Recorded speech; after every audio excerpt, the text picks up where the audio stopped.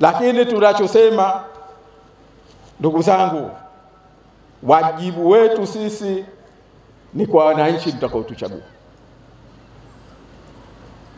Wajibu wetu kuidai haki zake nchi yetu hii ya Zanzibar. Popote zilipo tutazitafuta, na bahati nzuri si za kwenda kupiga ramli, si za kwenda kutafuta wataalamu. Tunazijua na nyaraka tunazo. Kazi kubwa ni kwenda kuzidai ili zije ziwafaidishe ndugu zetu. Jamani, tuko pamoja kwenye hilo?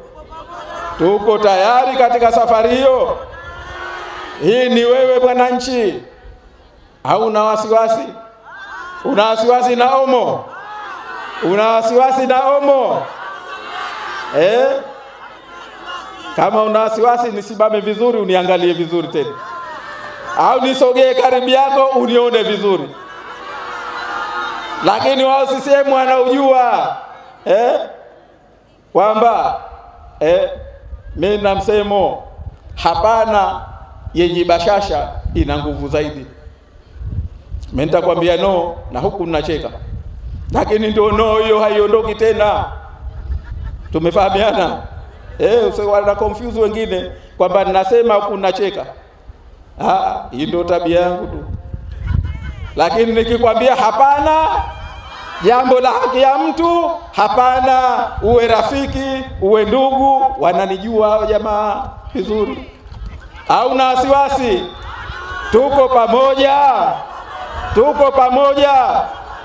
Tukawaoneshe mitaa, tukawaoneshe nini maana ya wananchi, tukawaoneshe hii nchi yetu, tukawaoneshe kwamba hii ni nchi ya wananchi, si nchi ya familia. Tuko tayari?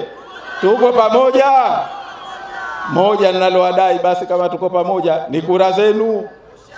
Mko tayari kunipa kura ili nikawafanyie kazi hiyo? Naomba tunyoshe mikono basi. Wale asanteni. Niulize, kuna mtu ana wasiwasi anasema mimi sikupi kura? Yupo? Nitafuata mimi niseme naye. Sasa ili hili litimie, naomba tusikilizane. Mimi nahitaji wasaidizi, na wasaidizi ni madiwani. Na jamani, ndugu zangu, tusidharau, huku diwani ndio tunakokuhitaji zaidi sisi, kwa sababu tunakwenda kuirekebisha nchi tokea kwenye mizizi, nako ni serikali za mitaa. Kwa hiyo masheha rahisi wanashughulishwa na sheha.